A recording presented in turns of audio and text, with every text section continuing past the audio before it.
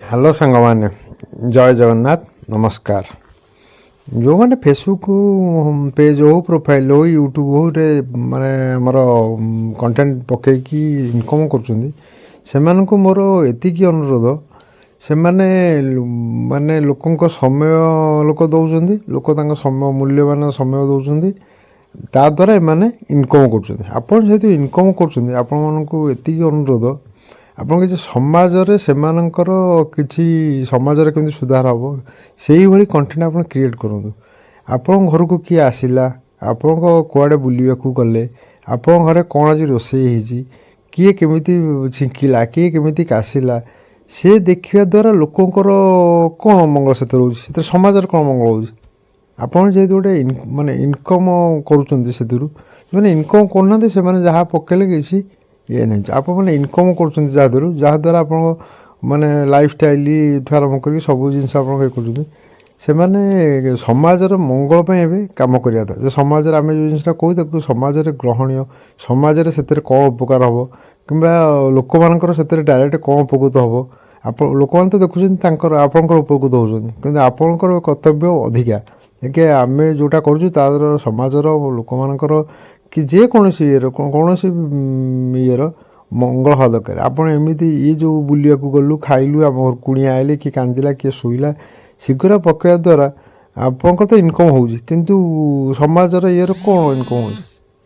ସେଥିପାଇଁ ଏତିକି ଆପଣଙ୍କ ଅନୁରୋଧ ସମସ୍ତଙ୍କୁ, ଯେଉଁମାନେ ଇନକମ୍ କରୁଛନ୍ତି ସେମାନେ ଆଟଲିଷ୍ଟ ଏଇ ଜିନିଷଟାକୁ ବନ୍ଦ କରି ଆମର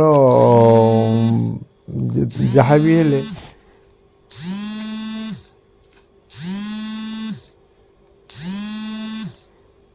ବି ହେଲେ ଆପଣଙ୍କର କର୍ତ୍ତବ୍ୟଟା ହେଉଛି ଅଧିକା, ଯେ କି ସବୁବେଳ ପାଇଁ ନିଜ ରେସ୍ପନ୍ସିବିଲିଟିଟା ନିଅନ୍ତୁ।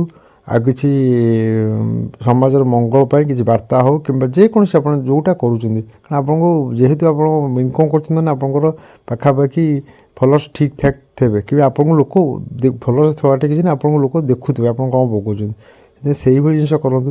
ଯେଉଁମାନେ ମାନେ ବ୍ଲଗିଂ କରିକି କମେଡ଼ି କରୁଛନ୍ତି, ସେମାନେ ତ ଆଟଲିଷ୍ଟ ଲୋକଙ୍କର ମନରେ ଯେଉଁ ଟେନ୍ସ ଅଛି ସେମାନଙ୍କୁ ତ ମାନେ ମୁକ୍ତ କରିଦେଉଛନ୍ତି, କିନ୍ତୁ ଏଇ ଯେଉଁ ଖାଇବା ପିଇବା, ଶୋଇବା, ଉଠିଲୁ, ଗାଧେଇଲୁ, ବୁଲିବାକୁ ଗଲୁ, ଏଥିରେ ଲୋକଙ୍କର କ'ଣ, ଯେଉଁମାନେ ଦେଖୁଛନ୍ତି ସମୟ ନଷ୍ଟ କରି, ସେଥିରେ ସେମାନଙ୍କର କ'ଣ ଲାଭ ହେବ। ଯେଉଁମାନେ କମେଡ଼ି କରୁଛନ୍ତି ସେ ଚଳିବ, କାରଣ ସେ କମେଡ଼ି କରିବା ଦ୍ୱାରା ଲୋକଙ୍କର ଯେଉଁ ଟେନ୍ସ ରହୁଛି ଆଜିକା ସମୟରେ, ସେମାନେ ତ ଆଟଲିଷ୍ଟ ସେ ଟେନ୍ସଟାକୁ ଭୁଲି ପାରୁଛନ୍ତି। କି ଯେଉଁମାନେ ଯେ ଟ୍ରାଭେଲିଂ କରୁଛନ୍ତି, ସେମାନେ ଯାଉଛନ୍ତି, ମାନେ ଲୋକ ତ ସେ ଜାଗାକୁ ଯାଇପାରିଲେ, ସେମାନେ ଯାଇକି ଟ୍ରାଭେଲିଂ କରିକି ମାନେ ଭଲ ଭଲ ଜାଗାର ହେଉ, କ'ଣ ମନ୍ଦିର ହେଉ, ଇଏ ହେଉ, ସେମାନେ ତ ଆଡ଼ଭର୍ଟାଇଜମେଣ୍ଟ କଲାଭଳିଆ କରି ଲୋକଙ୍କୁ ବି ସେଇଟା ଦେଖାଉଛନ୍ତି। କିନ୍ତୁ ଯେଉଁମାନେ ଏ ଖାଇବା ପିଇବା, ଶୋଇବା, ବସିବା, ଛିଙ୍କିବା, ଘରୁ କୁଣିଆ ଆଇଲେ, କାହା ଘରକୁ କିଏ ଆଇଲା, କାହା ଘରକୁ କିଏ ଗଲା, ଆମେ କେମିତି ଭଲ ପାଇବା ହେଇଥିଲୁ, କିଏ କେମିତି କ'ଣ କରିଥିଲା, ସେଇ ଯେଉଁ ଟପିକ୍ କରୁଛନ୍ତି, ସେମାନେ କ'ଣ ସମାଜକୁ ବାର୍ତ୍ତା ଦେଉଛନ୍ତି। ଏତିକି ଅନୁରୋଧ ସେମାନଙ୍କୁ ଯେ ଆପଣମାନେ ନିହାତି କମରେ ସମାଜ ସୁଧାର ପାଇଁ ଆଜିଠୁ ଗୋଟେ ଛୋଟ ପ୍ରୟାସ କରନ୍ତୁ। ରହିଲି, ନମସ୍କାର।